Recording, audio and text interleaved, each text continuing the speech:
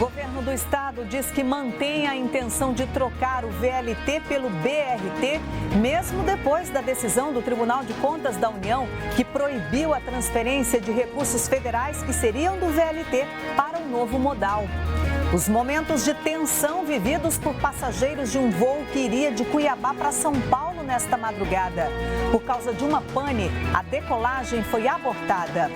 E o calendário das corridas de rua de 2022. A maior competição do Centro-Oeste está de volta em nova data. A partir de agora, no MT2.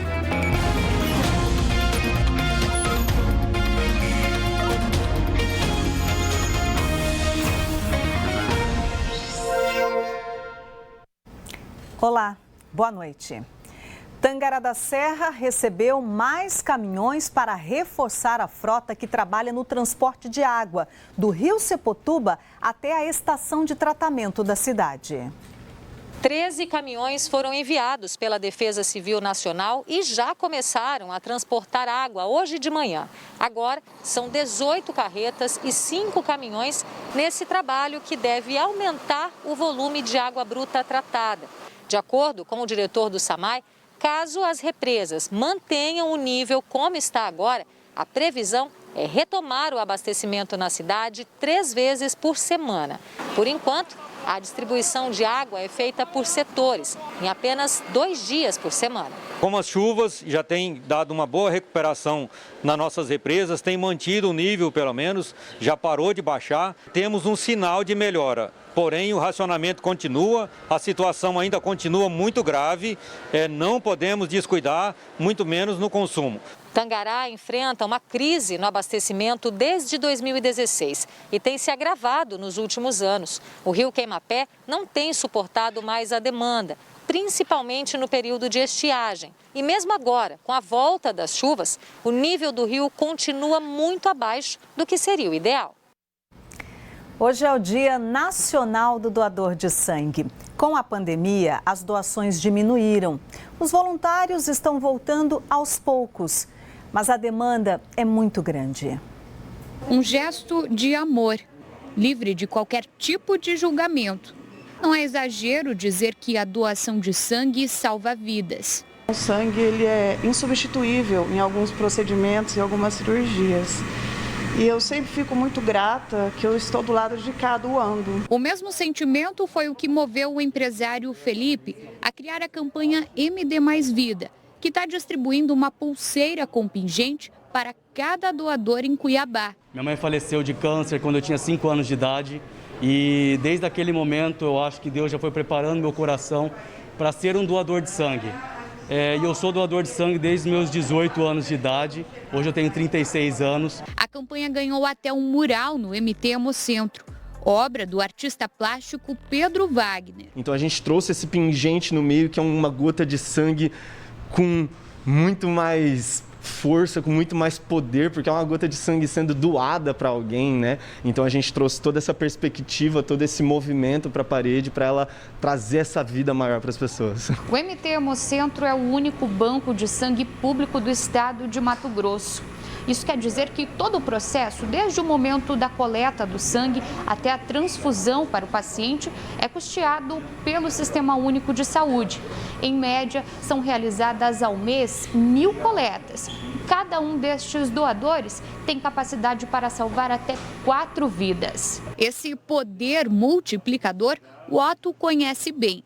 Tanto é que já é doador há mais de 20 anos. Em todo esse tempo, além de doar sangue, ele também trabalha no Hemocentro, no setor de separação do sangue, que é feito logo após a coleta. Se um paciente está precisando de hemácia, porque está com anemia, ele vai receber só a hemácia, não tem por que ele receber a plaqueta. Se outro paciente está com sangramento, ele vai receber só a plaqueta, né, de acordo com a avaliação médica. Assim também o plasma, dependendo da avaliação médica, ele vai receber só aquele hemocomponente que é a demanda daquele paciente. Viu só? Um único gesto pode ajudar muita gente. O Walter Bispo, por exemplo, é o segundo maior doador de sangue de Mato Grosso. Ele já doou 88 vezes. Em uma conta rápida, o sangue dele ajudou a salvar 352 vidas. É uma alegria muito grande poder fazer esse trabalho, ter esse tempo de doar essa sangue, essa plaqueta, essa hemácia, que são muitas pessoas que precisam. Eu, particularmente, nunca precisei, da minha família ninguém precisou, mas sei que tem muitas pessoas que precisam, são poucas as pessoas que disponibilizam a ir lá no Hemocentro fazer essa doação. E são esses doadores frequentes que são procurados pelo Hemocentro. É que a demanda é enorme. Todas essas bolsas de sangue não ficam mais que 48 horas armazenadas nos refrigeradores. Elas são enviadas diariamente para 141 municípios do interior, além de atender a demanda dos principais hospitais da capital Cuiabá e Várzea Grande. Só que durante a pandemia, a média de captação diminuiu, depois estabilizou. E hoje, o Hemocentro está novamente precisando de doadores. Nós estamos buscando que os doadores retornem ao hábito de fazer a doação de sangue. Porque a doação de sangue ela tem que se tornar um hábito tal qual escovar os dentes, né? De 3 em 3 meses eu vou lá e faço a minha doação, garanto a minha boa ação no ano, né? E ajuda a salvar vidas mesmo, porque salva vidas. Porque eu estou ajudando alguém, né? Isso é muito bom. É muito bom poder estar ajudando alguém que eu nem conheço. Além de ser o dia do doador de sangue, hoje também é o dia de combate à violência contra a mulher. E por isso, a Rede de Enfrentamento à Violência contra a Mulher de Sinop fez uma blitz educativa na cidade. Os motoristas que passaram pela Avenida da Saudade pela manhã escutaram esse som e foram parados pelos guardas municipais. Mas a blitz não era para fiscalizar, e sim para conscientizar a população da importância de combater a violência contra a mulher. O José ouviu as orientações e entendeu o recado. Muito importante porque a gente vê aí as mulheres sendo atacadas, tirada a vida, espancada, né? E eu, como tenho 3 na minha casa, não posso concordar com isso. De acordo com dados da Delegacia da Mulher, só de janeiro a outubro deste ano, Sinop registrou mais de 1.200 casos de agressão a mulheres. Nesse mesmo período do ano passado, foram 688 casos. Isso totaliza um aumento de 78% no registro desse tipo de ocorrência. Todo dia a gente tem que estar trabalhando, sensibilizando e mobilizando aí as instituições para que elas possam fazer o atendimento dessa demanda de forma mais humanizada. Uma das orientações dessa ação é alertar as mulheres da importância de denunciar as agressões. As nossas mulheres, a gente pede que denunciem, né? Atente aos sinais de violência, seja física, psicológica, patrimonial, financeira, e que diante da Lei Maria da Penha, elas estão resguardadas aí os direitos de segurança, né? Oriundas das instituições que estão aí parceiras, que estão formando esta rede, estão trabalhando e trazendo essa mulher para que ela quebre o ciclo de violência no ambiente doméstico. No próximo bloco, como o governo de Mato Grosso deve custear as obras do BRT. E os momentos de pânico vividos por passageiros de um voo que sairia de Cuiabá para São Paulo nesta madrugada.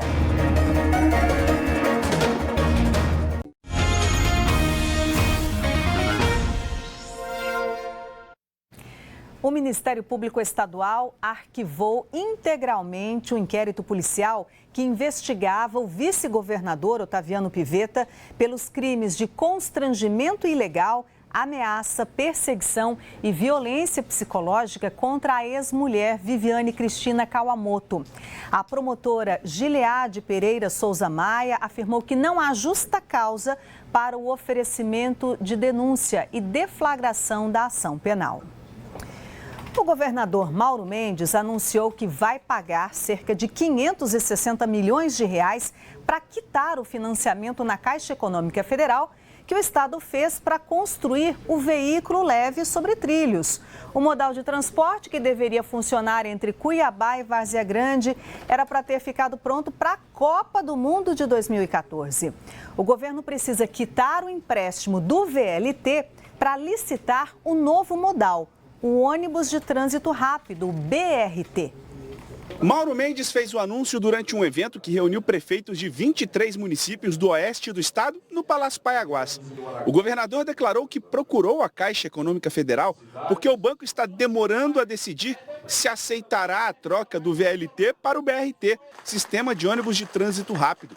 O pedido foi feito no início do ano. A licitação está pronta para sair já há alguns dias na Cinfra, mas nós não podemos soltar essa licitação antes que haja uma decisão deles, porque eles são agentes financiadores. Então, como eles estão demorando muito, o governo vai lá, vai pagar esse financiamento, vai quitar. Então, se encerra essa relação e essa dependência de uma anuência deles para a migração, né, do modal. São 560 milhões de reais. O anúncio do governador de que vai quitar o financiamento do VLT foi feito um dia depois de o Tribunal de Contas da União negar a adoção de medida cautelar contra o Estado, pedida pela Prefeitura de Cuiabá, que alegou irregularidades no processo de mudanças para o BRT.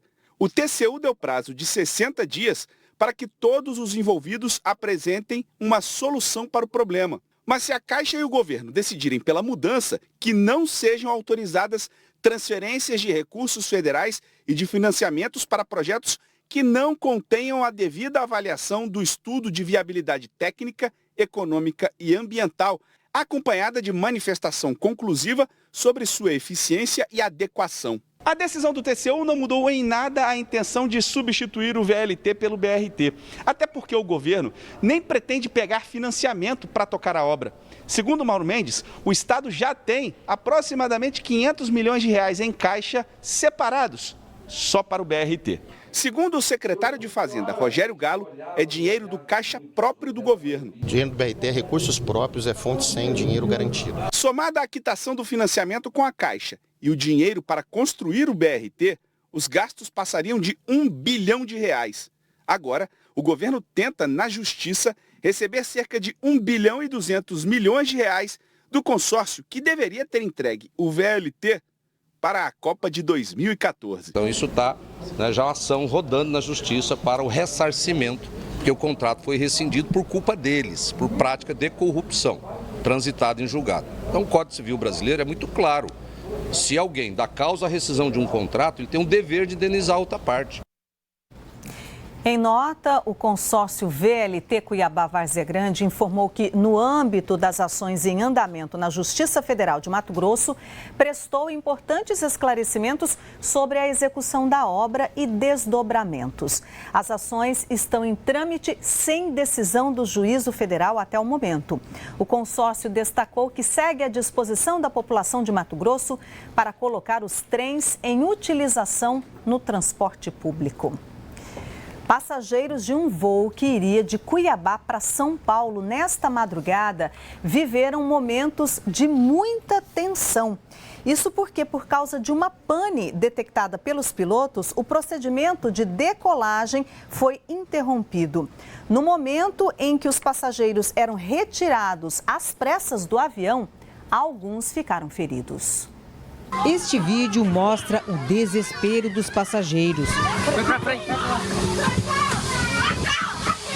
A pane aconteceu no voo Cuiabá-São Paulo, que deveria ter decolado às 2 horas da madrugada, mas uma freada brusca interrompeu o procedimento. Todo mundo estava tentando entender o que estava acontecendo e por que parou.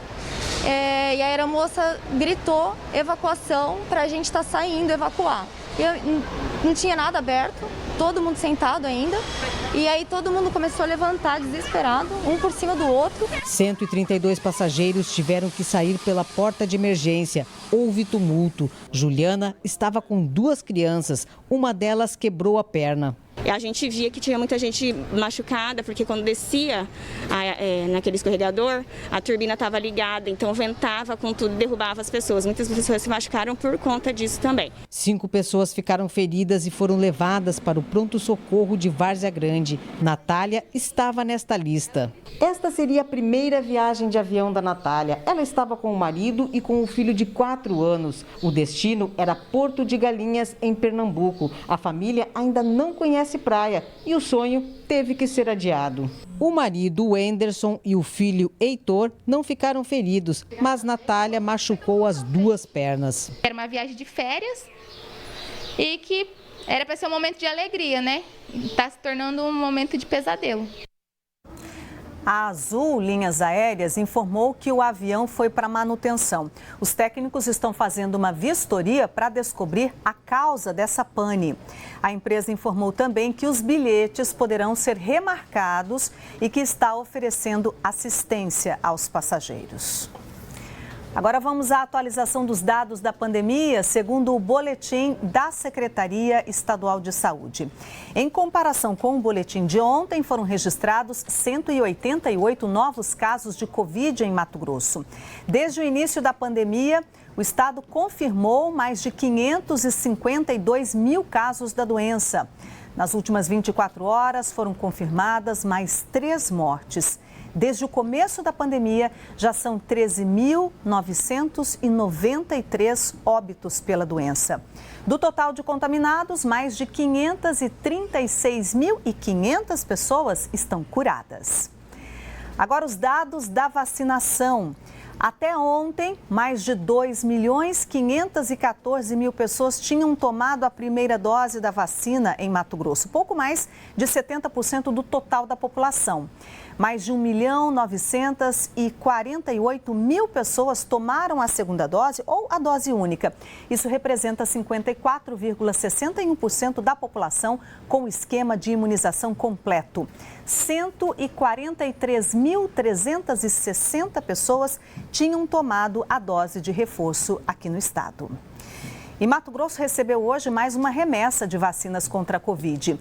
O Ministério da Saúde enviou 125.190 doses da Pfizer. Os imunizantes serão distribuídos às prefeituras depois que os gestores municipais fizerem uma solicitação ao estado. A seguir, o crescimento da procura por produtos veganos e vegetarianos e o calendário das corridas de rua de 2022. A maior prova de rua do Centro-Oeste está de volta em nova data.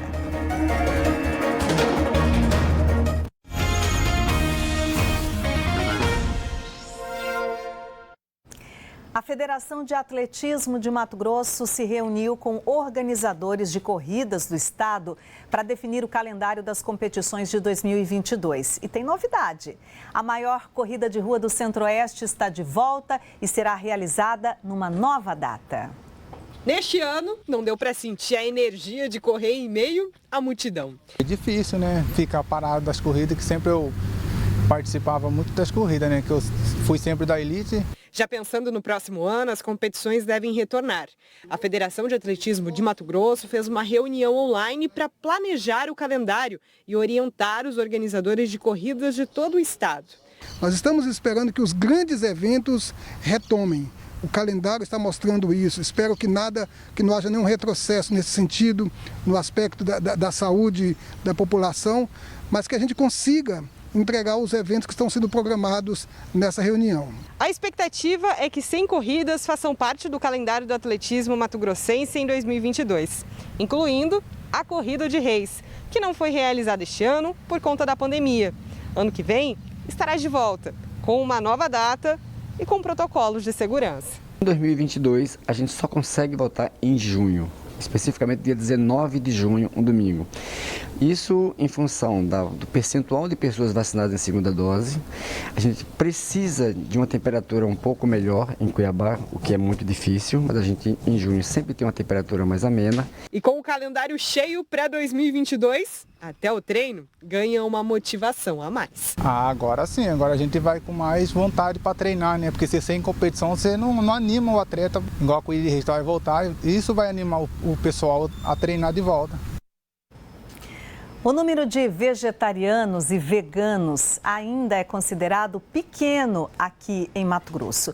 Mas este é um mercado consumidor que tem crescido nos últimos anos. Uma das dificuldades dessas pessoas é encontrar produtos nos supermercados e restaurantes especializados. É na feira que a Juliana busca os alimentos que vai levar para casa. A preferência é pela seção de frutas, legumes e verduras. Aqui a única certeza é que ela não vai comprar nenhum tipo de carne. Há quase 10 anos ela decidiu se tornar vegetariana. E a minha família toda gosta muito de carne, todo mundo do sul, churrasco todo final de semana. Mas eu achava estranho. Um dia eu disse pra minha mãe que naquele dia eu não ia comer carne, não ia comer o bife que tinha no almoço. E no outro dia eu disse de novo. E no terceiro dia eu falei, eu não vou mais comer carne. Quem decide parar de comer carne ou outros produtos de origem animal, como os ovos, precisa começar a ingerir outros alimentos que sejam ricos em proteína. Aqui temos alguns bons exemplos, como as castanhas de caju e do Pará. E também qualquer variedade de feijão.